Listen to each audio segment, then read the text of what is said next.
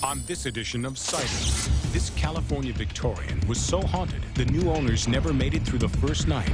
I heard the footsteps, I heard the jiggling of the door handle again, and I told my husband, Scott, I said, that's it. I'm out of here. Their last hope is an ancient Chinese ritual known as feng shui. Can the power of prayer actually save a child's life? Over 2,200 people during that first week were involved in the prayer network. Later, every month for the past year, people in Brazil witnessed the same mysterious objects in the sky. It was a pulsing moon, blue, and then it became an intense green, turning around, pulsating. But is it a UFO or religious miracle? And dramatic new evidence that Bigfoot lives in Ohio.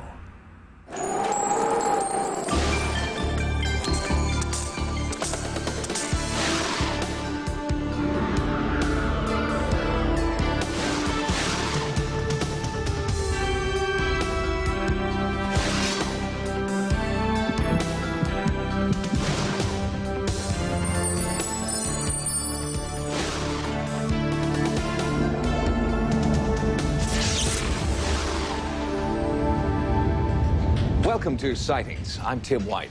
After a series of perplexing encounters with a ghostly entity inside their home, one family in Northern California reached out to professionals for answers.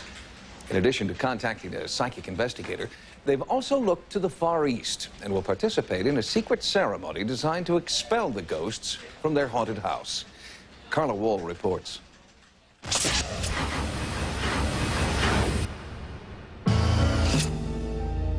A Victorian home trapped in time, a reminder of another era, and the gruesome murder of a young wife and the husband who turned the gun on himself. And even though the town's most notorious crime happened 60 years ago, there are still eerie echoes of the past. I heard the footsteps, I heard the jiggling of the door handle again, and I told my husband, Scott, I said, that's it. I'm out of here. The house is in Pinole, California, on the shores of San Francisco Bay. The people here work hard to preserve their town's Victorian charm. And that was what Bruce Marshall and his family wanted to do when they moved into this 100-year-old home in 1975. But the Marshalls soon discovered that not every reminder of the past was worthy of preservation. There was a strange, otherworldly presence no one could explain. Like someone was watching me while I was taking my bath. The only place that I myself felt anything different was here in the basement. The voice seemed to be coming from the kitchen. I didn't really talk about it until my neighbor across the street was telling me what had happened here. Despite the home's notoriety, the Marshall kids loved the old place, so much so that Bruce's son Scott bought it back after his dad sold it. But Scott's wife Kelly doesn't share her husband's enthusiasm for the house. She's terrified of the place. Kelly, what is it that you feel down here in the basement? It's like a presence, like you can feel like somebody's watching you. I could just feel somebody standing behind me, but they're not there. And then when I looked up, I was afraid to look in the reflection of the window because I thought, you know, when I pulled my head up, that I would see the reflection of the person standing behind me. Kelly refused to move into the home, and so Bruce Marshall is living here again with his dog Lucy, watching over the place until something or someone can spring the trap and release the entity here. Do you believe in ghosts? No. I don't know if it's not a ghost. It's something's here, but I don't know what it is. When you sold the house to your son, right? Right. Kelly wouldn't have anything to do with it. She's scared of it, right? Kelly's never stayed here. She tried to stay one night, and about halfway through the evening, she went home. Kelly was convinced that the feelings of uneasiness she experienced in the home were connected to the murder-suicide that shattered the town so long ago. Where did it happen? What were the circumstances? Well, from the newspaper reports, they say that it was over financial woes. It happened in 1935. The husband came home and he shot his wife. Shot her in the back of the head twice. Kelly, unwilling to be defeated by the entity, searched for a way to rid the house of its negative energy. She contacted local psychic Susan Stewart. A Sightings investigative team accompanied Stewart as she walked the house and tried to pinpoint the source of the haunting activity. I was going to ask you, you've now got the psychic coming in, you've got a feng shui master coming in. Why now? Because I have 2 small children, and my father-in-law is living back here in the house, and I'd like them to be able to come spend the night with Grandpa and play with Lucy and do the things that kids should do when they're kids. But I just don't want them here until I know and I feel safe that the house is cleared. Stewart was aware that there had been a murder in this house, but she did not know any of the details of the case, nor did she have information about structural changes that had been made since the 1935 crime. I feel at this point as though I'm the male energy, this man who's been drinking and falling against the wall, and I'm very angry, and You're talking like someone who's staggering drunk right downstairs? Right, falling, and I'm angry, and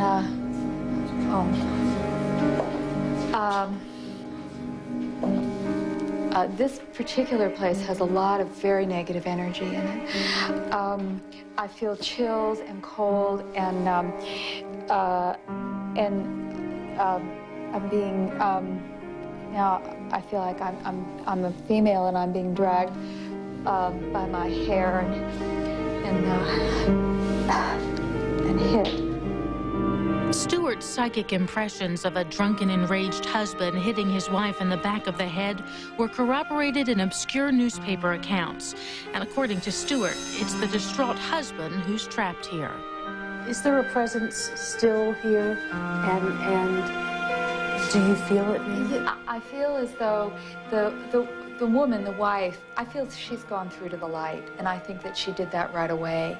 I feel because he felt that he'd committed this crime, and because he also killed himself afterwards, and because of his religious beliefs, felt that he couldn't go anywhere positive. Kelly Marshall believes that Susan Stewart's psychic vision is correct, that it's the ghost of the murderous husband who must be encouraged to move on. Kelly has chosen the ancient practice of feng shui to rid the old home of its negative energy. It's based on the ancient Chinese belief in qi, the essential life force that flows through everything. When the qi is blocked, feng shui masters are called in to suggest alterations to the environment and to perform centuries-old rituals that are believed to reignite the positive flow of qi. And I'm mixing this with the rice and cinnamon powder to drive away negative energy.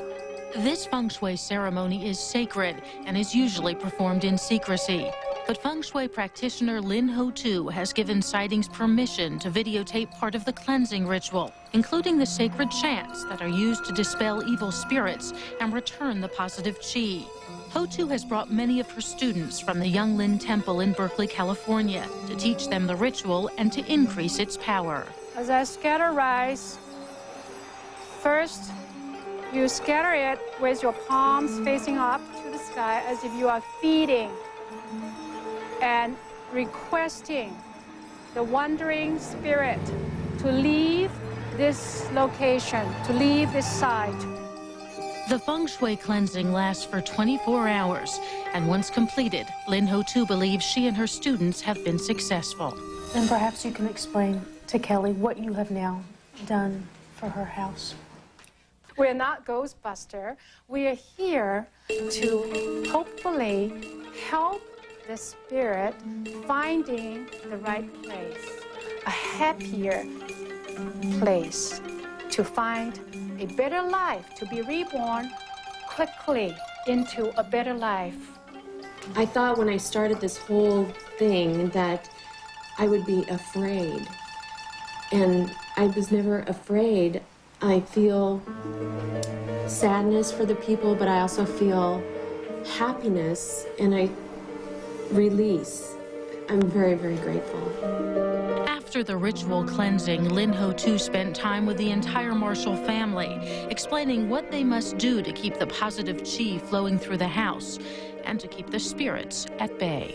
I really believe that it did work. I would stay here. I mean, I don't come down the basement. I came down the basement by myself today. You've almost certainly seen the power of feng shui at work and didn't even know it.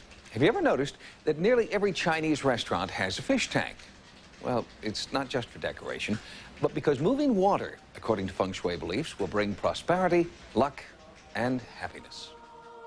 Next, new scientific evidence that supports the power of prayer. Later, why these spots are America's most sacred sites.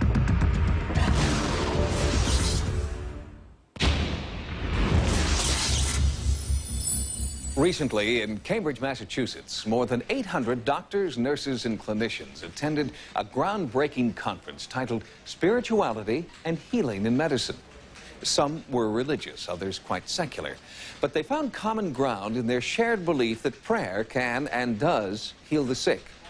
It was a remarkable declaration, made even more so by the conference's sponsor, Harvard Medical School.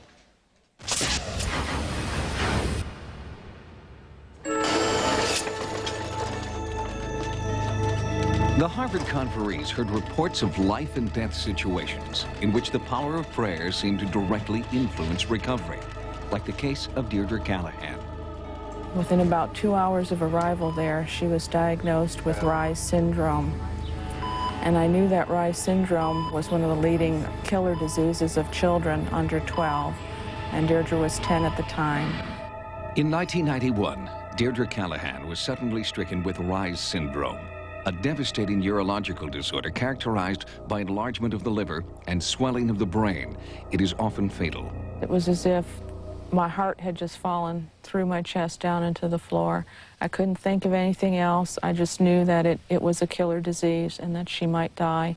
For 4 days, Deirdre lay in a level 4 coma, very close to death.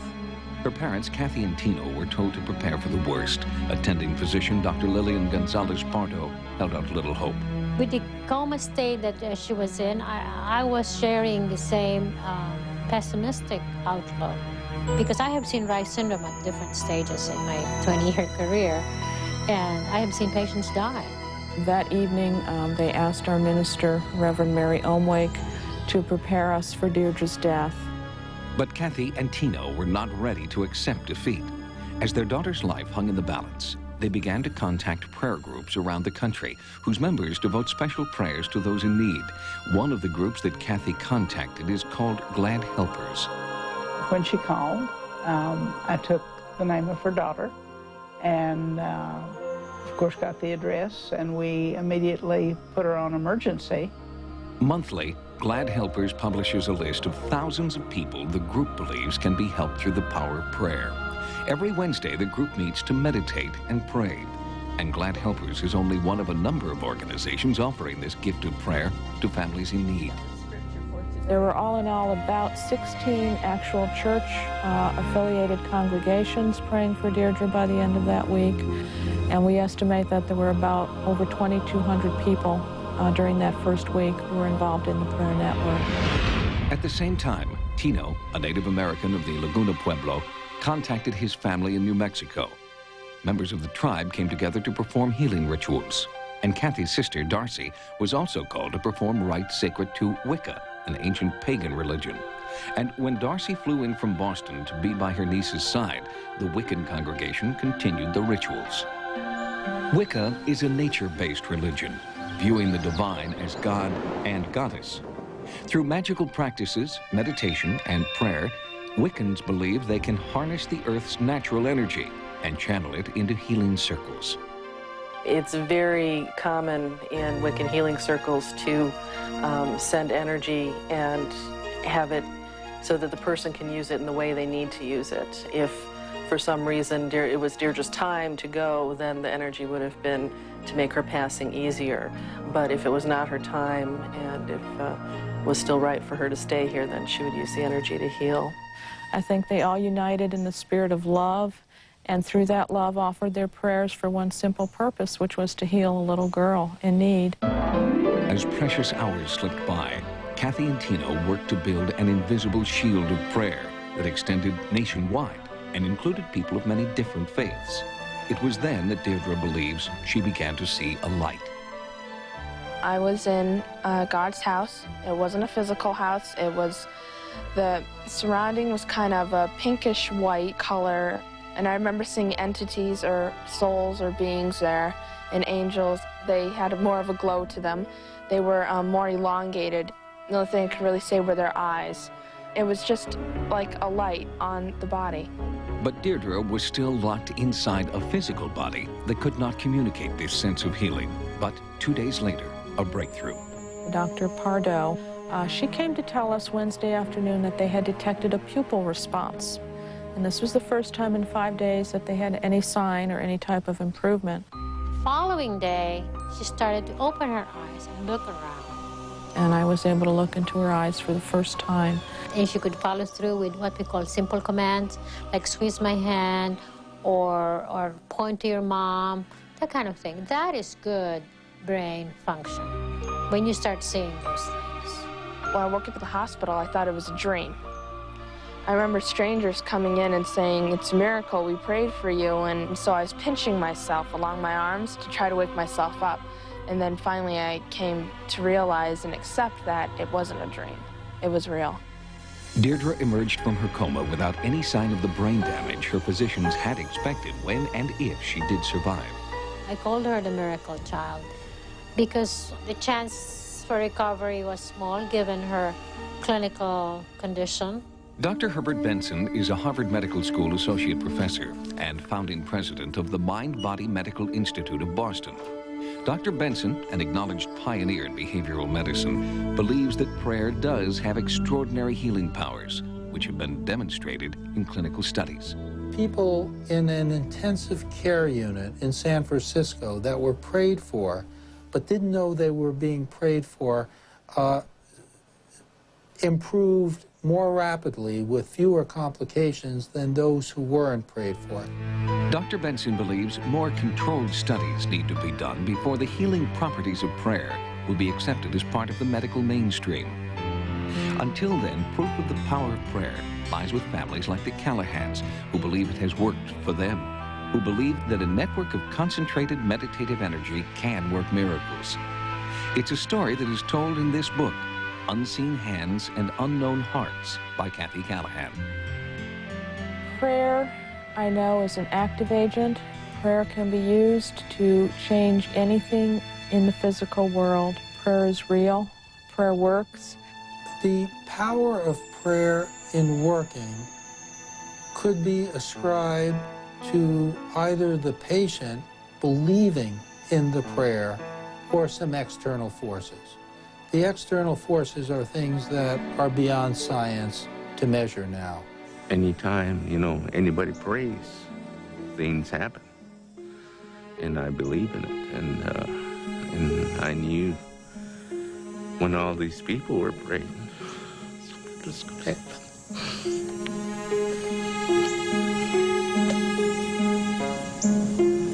And it did. People are learning that prayer does help, that it helps spiritually and physically, that if you pray on something, it just may come true. And the biggest lesson that I learned was that I'm never alone. God's always there, no matter what.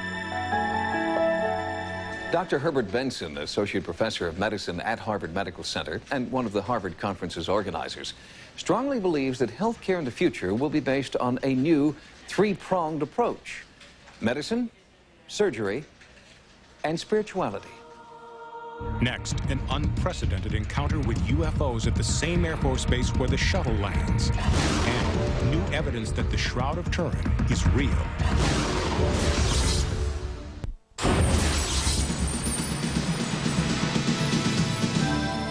Here are some of the stories Sightings is following in the news.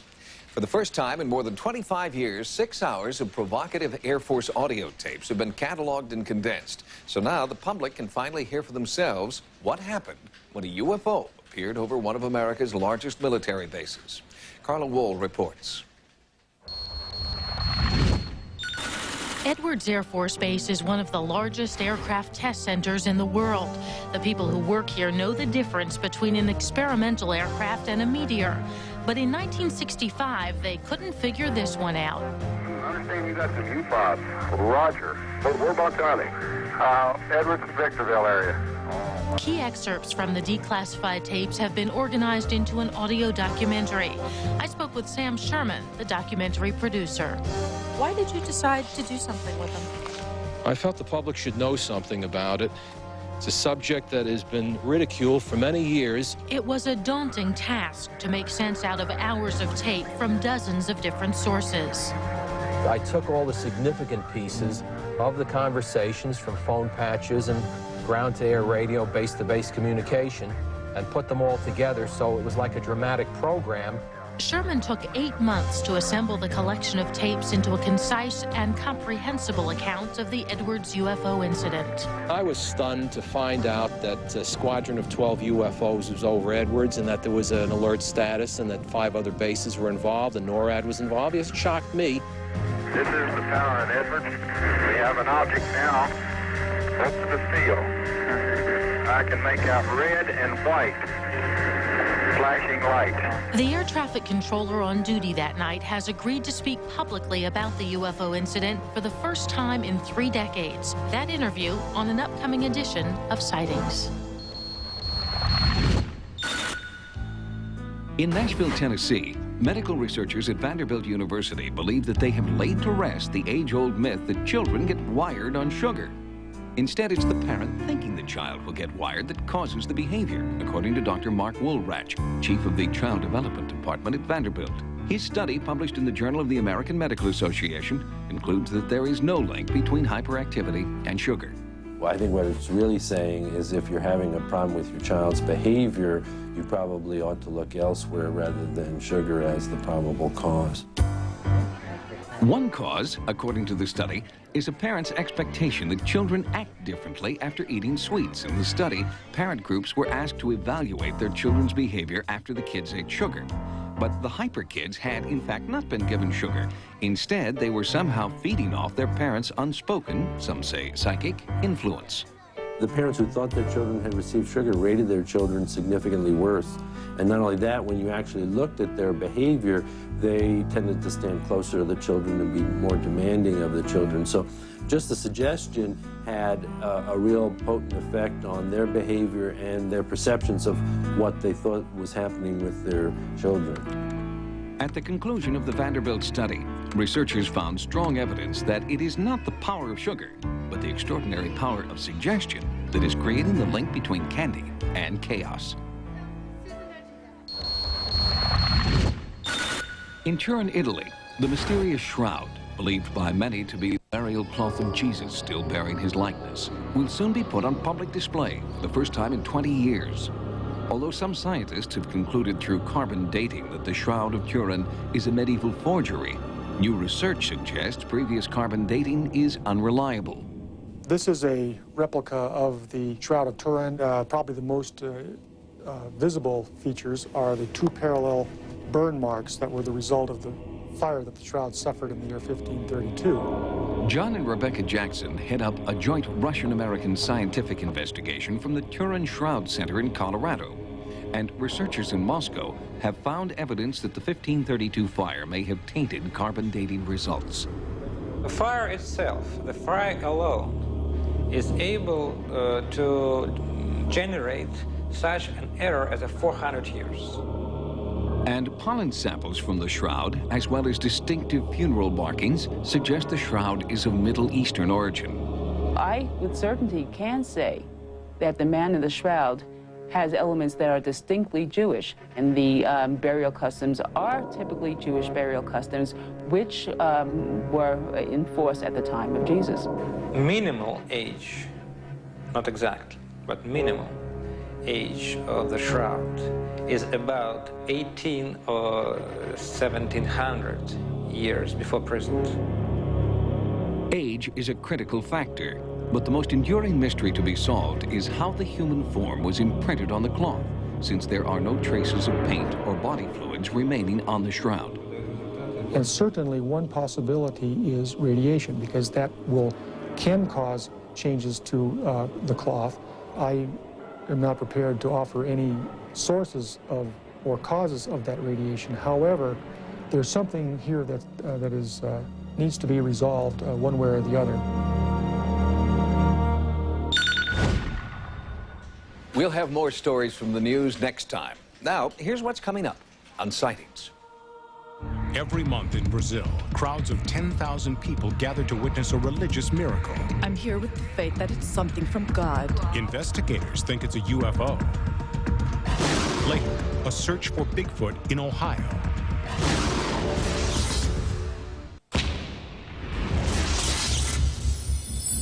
Sightings has recently gained access to reports of an important new UFO flap that's been ongoing since 1994. Brilliant spherical UFOs are appearing with uncanny regularity over northeastern Brazil. We sent a Sightings team to investigate this newly discovered UFO hotspot.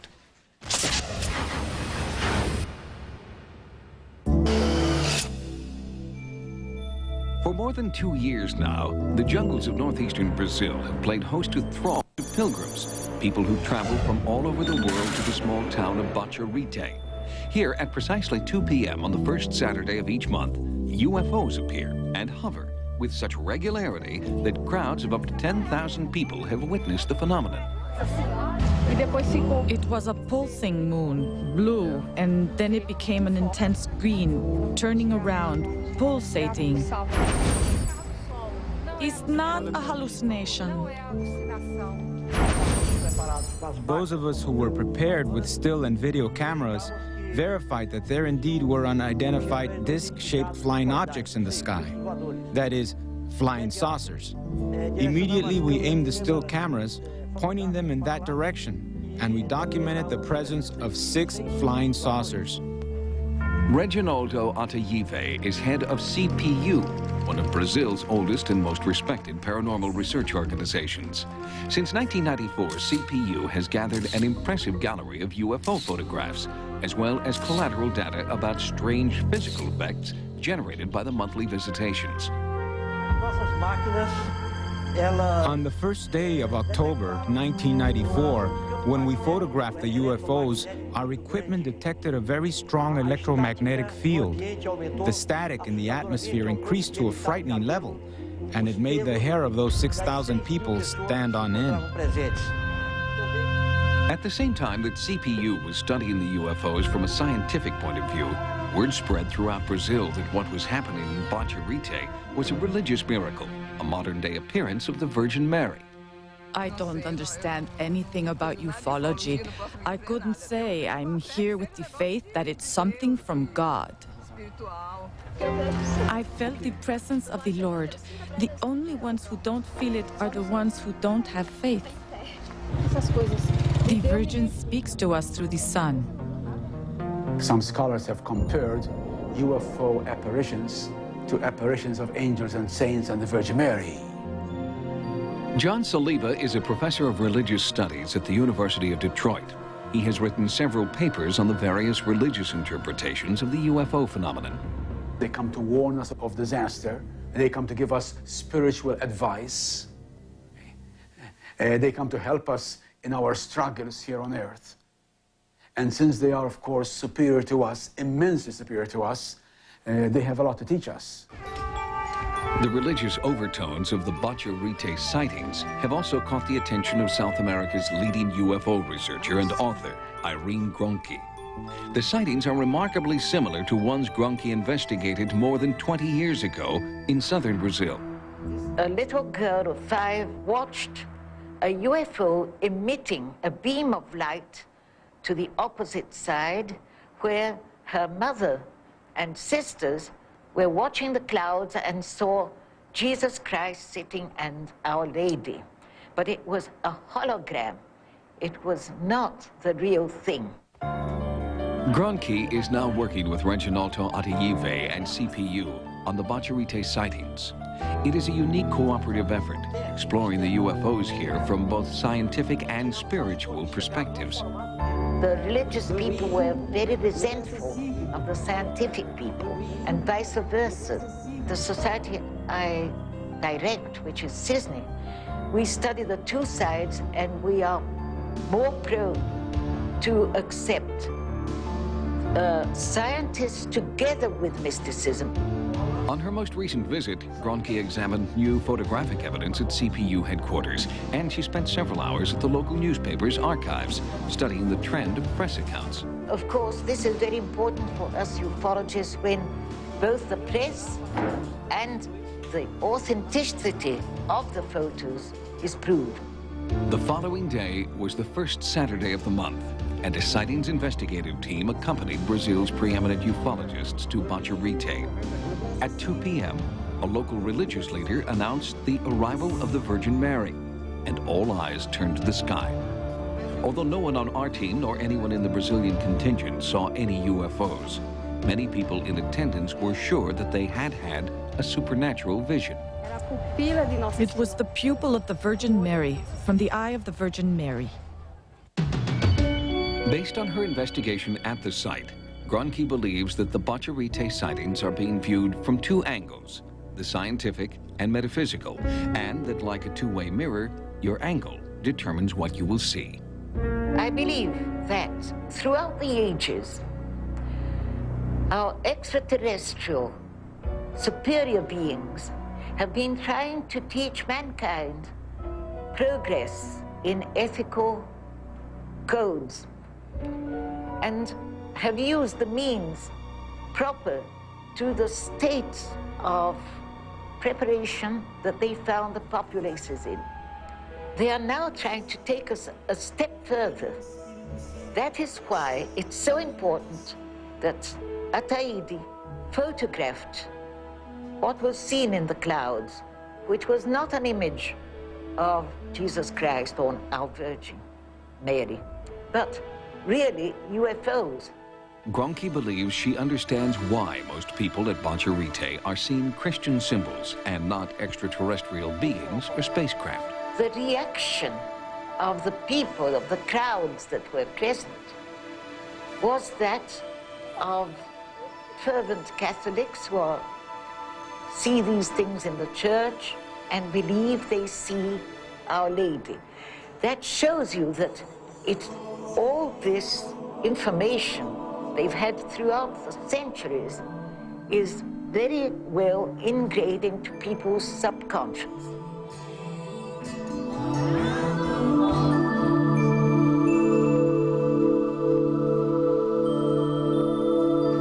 Nearly 81, Irene Gronke hopes that she will live long enough to fulfill a childhood dream that haunts her to this day, to make contact with the extraterrestrials who've hovered so close, but so far have chosen not to land. Next. I can't even get a baseline to even begin to take measurements. Something is very peculiar inside this place. The energy of sacred sites.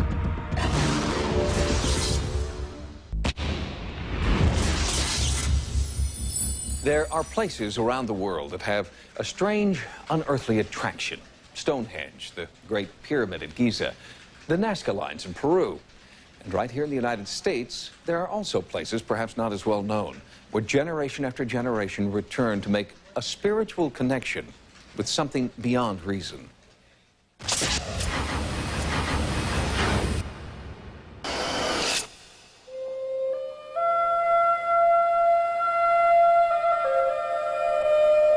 When we get ready to go into a mountain, we always stop at a key point place, and we'll talk to it either with our drum or through prayer or through a flute of some kind. You communicate, asking permission to enter this home of a spiritual place.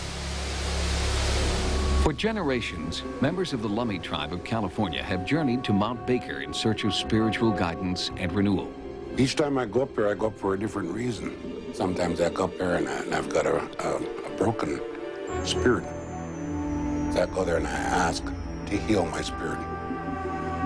Sometimes I go up there to learn how to get along with people, but in order to get along with them, I have to get along with me first. It depends on what has moved me at that particular moment as to what I'm going to look for when I go there. It is a very sacred place.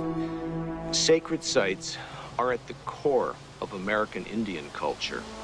They are the place where a nature-based religion is affirmed and practiced. Author and environmental psychologist James Swan believes that certain places in nature have a supernatural effect on the psyche. The area that we're in right now near Mount Baker is the origin of the creation myth of the Lummies. So there's an extraordinary power that is renewed by people coming back up here to step into the footsteps of their ancestors. There are so many things up there spiritually for all of us, not just Indian people, all people. We're all part of their creator.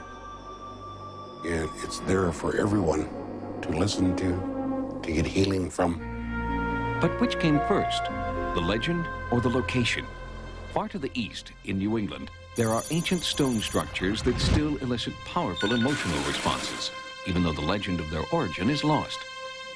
The work that I've done on sacred sites suggests that many of these structures were built on top of areas of extreme magnetic variation, extreme magnetic flux, which suggests to me that people were consciously placing them in certain spots on the Earth.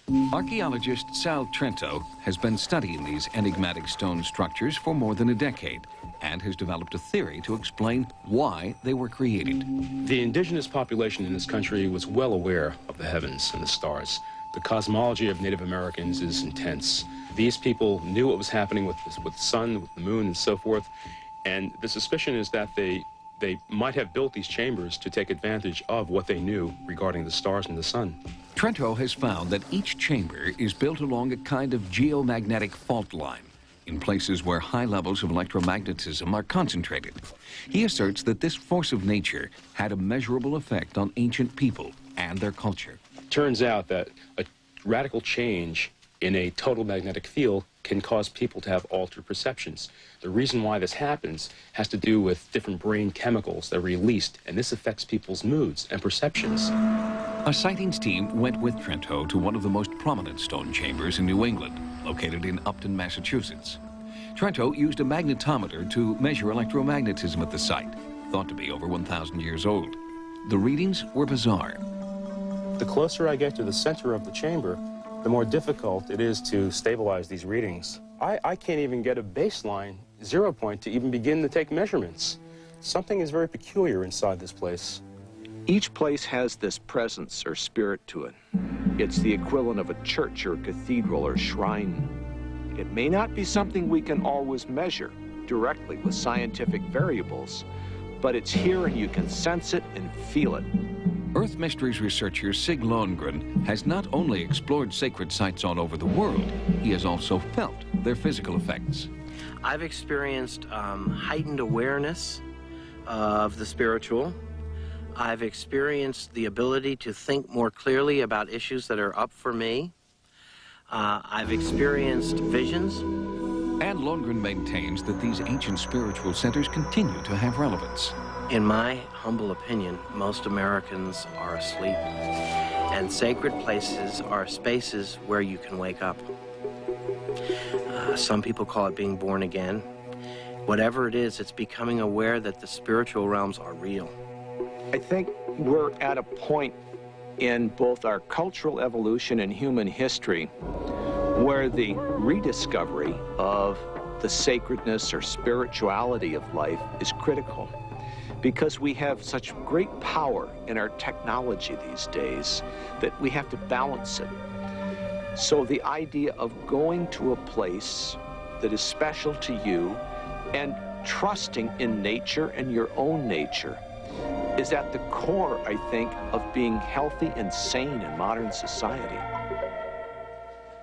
Lummi elder Chadaskadam Wichtalam fears for the future of Mount Baker. Although the tribe believes that no one can own this most sacred site, there are logging companies and land developers who disagree.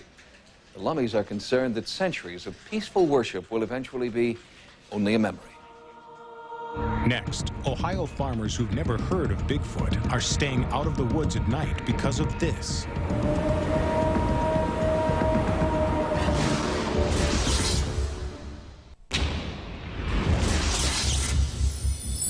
On a recent edition of Sightings, we reported the discovery of a huge nest-like structure by a Bigfoot investigative team in rural Ohio. We also introduced you to Bigfoot researcher Matt Moneymaker, whose ongoing attempts to capture the elusive creature have yielded some extraordinary results.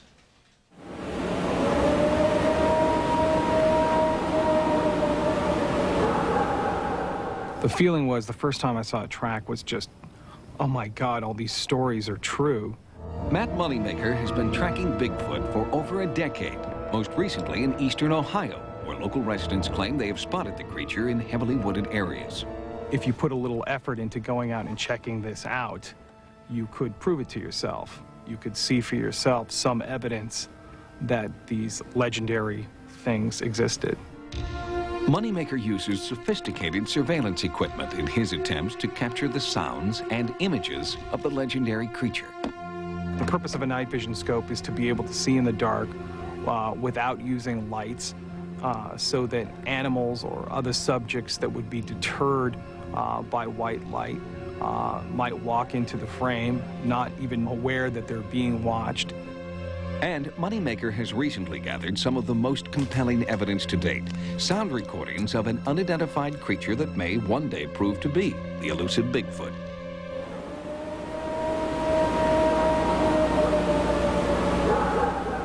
They sound as though they're produced by a very large animal, and they're consistent with what people describe as being Bigfoot screams and Bigfoot howls.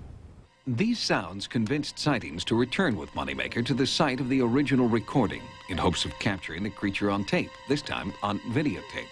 I would be very surprised if any scientist would be able to come up with a recording of a known animal that matches exactly the sounds that I've recorded at this location over the past few months. Barely 2 hours into the Bigfoot stakeout, the team clearly heard footsteps in the woods, amplified through an extremely sensitive microphone.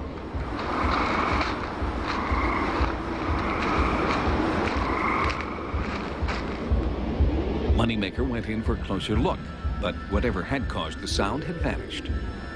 I'm not disappointed about not getting a videotape of a Bigfoot tonight, because after all, what I'm trying to do is get a videotape of the most difficult to photograph subject on the face of the earth, perhaps.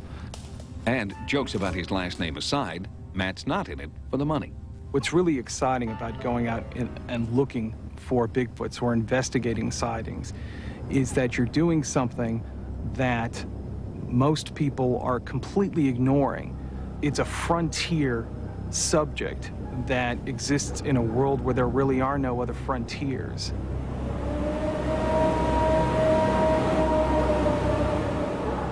Matt Moneymaker continues his stakeout in the same area where he recorded the moans and footsteps. Sightings will update you with any new information as the search for Bigfoot in Ohio continues.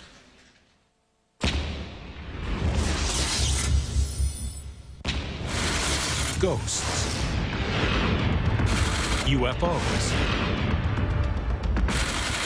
the unexplained, dramatic stories of the paranormal from the files of Sightings, a new paperback book available now wherever books are sold, from Fireside Books. Until next time, remember, no mystery is closed to an open mind. For Sightings, I'm Tim White.